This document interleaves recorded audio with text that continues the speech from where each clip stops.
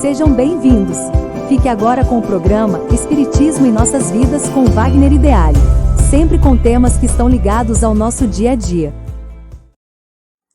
Olá pessoal, sejam todos bem-vindos ao nosso programa Espiritismo em Nossas Vidas. E hoje nós vamos fazer um breve estudo sobre a segunda parte do livro Sexo e Destino. Nesse livro, antes de falar do livro, como todas as nossas reuniões, eu repito, o objetivo não é que as pessoas que assistam o nosso programa deixem de ler as obras de André Luiz. Não.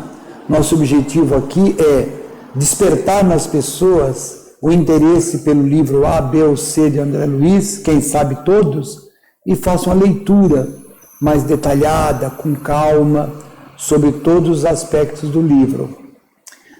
Quem acompanha o nosso trabalho vai perceber que nós pulamos o livro, Mecanismo da Mediunidade, nós pulamos o livro Evolução em Dois Mundos, porque nós entendemos deixar esses dois livros para o final, porque são livros muito técnicos, e eu preferi deixar eles para o final, e a partir daí esses livros serão divididos, cada livro será dividido em 4 programas, para que as coisas fiquem bem trabalhadas, bem apresentadas. Só por isso. Esses livros esses que nós mostramos até agora, são livros menores, os assuntos são mais, mais tranquilos para transmitir. Tá? Então, para deixar claro que nós estamos pulando aqueles 2 livros para, na sequência, trabalhá-los também. Esse livro, ele tem 28 capítulos, e não 20 como eu escrevi aqui, e onde os 14 primeiros foi escrito pelo Valdo Vieira e os outros 14 pelo nosso querido Chico. E o objetivo desse livro é tratar, o foco é no problema da espiritualidade e sexualidade. O foco é as distorções que nós temos aqui na vida e como levamos isso para o mundo espiritual. É os sentimentos que nós temos aqui na vida deturpados e como nós levamos isso para o mundo espiritual. O livro começa com uma prece de Emmanuel, maravilhosa, aconselho todos a lerem e vejam essa prece.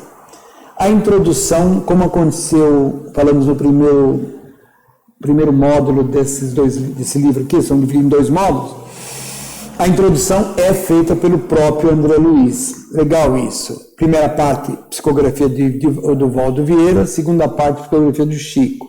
E quando você lê o livro, você não vai ver diferença nenhuma.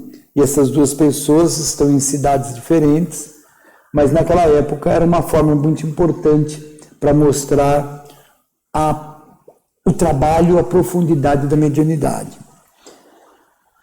Vamos lá, segunda parte do livro, capítulo 1 agora. Nesse capítulo, um benfeitor espiritual busca ajuda para alguém que está prestes a desencarnar num acidente. Olha só. Justamente junto ao obsessor que participará dos fatos que culminaram tal situação. Uma pessoa obsediada vai sofrer um acidente e os amigos espirituais estão trabalhando para que isso não aconteça. Então o capítulo é muito profundo, muito interessante que a gente estude isso. A moratória junto ao corpo físico, à beira da morte, é aqui aplicada e justificada como bênção a favor de muitos. No capítulo 2, são deprimentes as disposições de espíritos sem moral que se acercam de moribundos. O que é isso? Quando uma pessoa está para desencarnar e ela não tem as proteções espirituais devidas, ela corre um risco muito grande de ter espíritos bastante grosseiros indo lá sugar as suas energias vitais. Por isso que a gente vai estar sempre amparado por os nossos amigos da espiritualidade, as pessoas que nos querem bem, as pessoas que estão aqui encarnados com orações para que esse espírito faça o desencarne, aquele corpo que fica, ou vai ser cremado, ou vai ser enterrado, isso é uma coisa de cada um, Mas lembrando que disse o Emmanuel, não tem problema você fazer a cremação, desde que você respeite um período, que acho que são 72 horas, para que o perispírito se desliga totalmente do corpo físico. Para quê? Para que o espírito na espiritualidade não sofra durante um período, só para isso. Pois bem, no capítulo 3, sublime narração do despertar do espírito para as verdades eternas, como nos ensina o Evangelho, o réprobo, ao mudar o seu padrão vibratório para melhor, desliga-se automaticamente do obsessor. Aqui o André Luiz mostra isso, que nós, dentro da doutrina espírita, já aprendemos há muito tempo, mas infelizmente não vivenciamos isso. Enquanto eu estou preso com comportamentos infelizes, pensamentos infelizes, ações que não é legal, nós estamos com o obsessor junto. E ele vai acompanhar a gente, ele vai sugar a nossa energia, ele vai coparticipar disso tudo, porque ele é alguém que está doente. E nós estamos nos comportando como um doente. E no capítulo vai mostrar um espírito, uma pessoa, né, que mudou seu padrão mental, mudou sua forma de enxergar a vida, e está mudando. E com isso, o obsessor começa a se afastar. Ele vai se ligar no outro, que está desajustado, mas aquele já não mais. Quer dizer então que se eu começar a ser legal, a minha vida vai ficar legal? Não, não é isso. A vida poderá ficar legal, mas o que é mais legal é você, dentro de você, ficar legal. Isso que é importante. O que é importante é dentro de nós. Porque quando a gente está bem dentro de nós, o mundo fora também fica bem. Sabe aquela frase? A paz do mundo começa em você. Se você não está em paz dentro de você, que paz que você vai oferecer para o mundo? Nenhuma.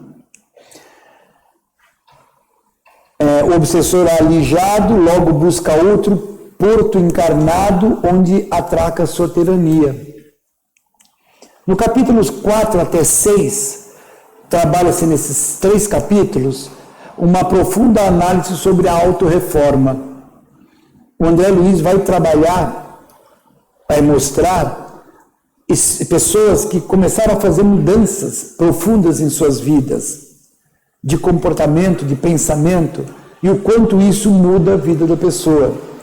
O remorso, mesmo imposto por uma ação de obsessor, causa muita agonia. Apresenta o caso de uma pessoa que prejudica a outra que ela ama, mas deixou-se levar pelo obsessor. Quando percebe o mal que fez, começa a tentar corrigir, viu que, eu fiz besteira. E essa mudança faz mudanças profundas em sua vida. Lá no capítulo 7, é aproveitado agora, trabalhado, reformas, o que o remorso pode fazer nas mudanças, nas reformas de nossa vida.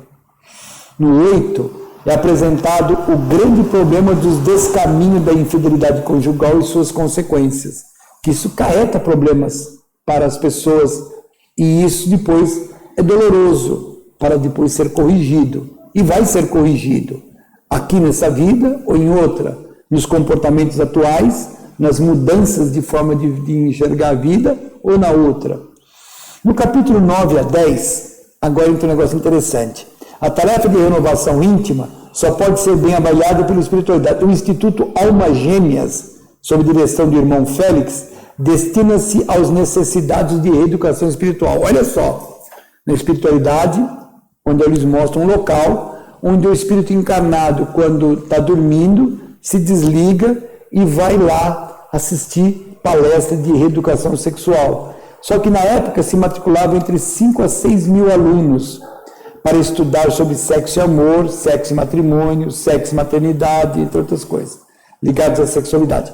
Ao término do curso, a Luiz disse que 18% só sai vitorioso, 22% melhorou um pouquinho, 26% muito pouco, e 34% lamentavelmente não melhorou em nada. Como não é fácil a mudança, não é uma coisa simples essas nossas mudanças. No caso, ele está usando sexualidade como elemento, mas nossa mudança na nossa vaidade, na nossa prepotência, no nosso orgulho, no nosso egoísmo, são vários fatores, né? E também nesse capítulo, nesses 2 capítulos, ele vai trabalhar as graves consequências do aborto. Nesses 2 capítulos são analisados o contexto da homossexualidade dentro da ótica espírita. O espiritismo não vê a sexualidade como doença. É um tipo de comportamento que era importante que você lesse, para que as minhas palavras não sejam ou não distorçam o que realmente o autor está falando. Então, vai lá no livro Sexo e Destino, pega o capítulo 9 até o capítulo 10, estude. Tem lá um ensino muito profundo sobre esse complexo assunto chamado homossexualidade, que hoje virou uma coisa banal e não deveria ser assim. Deveria ser feita uma coisa muito respeitosa em função de que essas criaturas são espíritos. O capítulo 11, nesse capítulo é apresentado que o plano espiritual, o verbo e pensamento são construtores. Bom, aí o André vai voltar a bater naquela tecla de que falar e pensar constrói. A ação, claro, ela é a mais forte, mas falar e pensar também interagem com a realidade do mundo. Isso é muito importante. É relatado no capítulo 12 que a paixão por alguém comprometido não pode ser evitado. A pessoa pode gostar, mas não deve dar curso. É decisão que o bom senso recomenda e o reto procedor exige. No capítulo 13, a culpa faz a alma do devedor arder em remorsos, cuja melhor terapia é o engajamento dele no serviço do bem. Não tem outro jeito. Então esse livro é um livro bastante pesado, mas bastante esclarecedor para nós todos no processo de melhoria. Repito, ele usa a sexualidade como uma ferramenta, mas nossa vida não é só a sexualidade, é que ela é muito forte no mundo hoje. Hoje em dia, para se vender relógio, se bota uma moça de biquíni. Então, a sexualidade ela é uma ferramenta muito forte. Então, por isso que eles usaram. Mas você pode encaixar aí uma infinidade de comportamentos nossos. É apresentado o caso de um homem que desencarna ao ser atropelado por um inimigo e, ao ser socorrido no plano espiritual poucos dias depois, solicita permanecer por mais tempo junto ao plano terrestre, auxiliando justamente o inimigo e a esposa infiel. Porque nesse capítulo o que acontece é assim, a esposa tem um amante e o amante atropela o marido. E o marido, uma pessoa de uma certa evolução, ele pede para continuar mais um tempo vivo e tentar, de uma certa forma, ajudar esses dois que estão num comportamento bastante desequilibrante. E no último capítulo, o capítulo 14, todos os espíritos que transgredem as profundas leis de Deus, causando mal a outros, ao desencarnar se vê diante de uma turma de obsessores que pretende utilizá-los para novas maldades. Por isso, quando Jesus diz, reconcilia-te com o teu inimigo enquanto é tempo, que haverá prantos e ranger de dentes. Talvez você não vá conseguir se reconciliar com alguém que houve lá um problema, mas vai fazer o bem, vai mudar a sua forma de pensar na vida, vai fazer essas mudanças, que isso já é um grande passo para, ao chegar à espiritualidade, será muito minorado as dificuldades e as correções serão muito mais fáceis. Então nós vamos começar hoje, agora, todas essas mudanças. Então, eu pus aqui no finzinho, passado e presente se encontram em sublime lance, que não citaremos aqui, mas deixamos ao leitor a alegria e a emoção que essa leitura lhe trará. Há partes desse livro, bom, esse livro não é um livro fininho, é um livro grosso, tá? Mas há parte desse livro que é um espetáculo, de um ensinamento muito profundo. Você vê a participação, Emmanuel participa desse livro, uma infinidade de espíritos ajuda o André Luiz na construção desse livro. É uma obra monumental. É tão importante que outros espíritos, através de Divaldo Franco, fazem um livro chamado Sexo e Vida. É muito importante que nós estudemos e refletirmos em cima dele. E assim, nós vamos encerrando com uma frase, o amor jamais desaparece, a união das almas vence o tempo e a morte. Muito legal. André Luiz. assim, chegamos ao final de mais um programa e contamos com vocês no nosso próximo programa, ficando todos nós na paz do Mestre Jesus.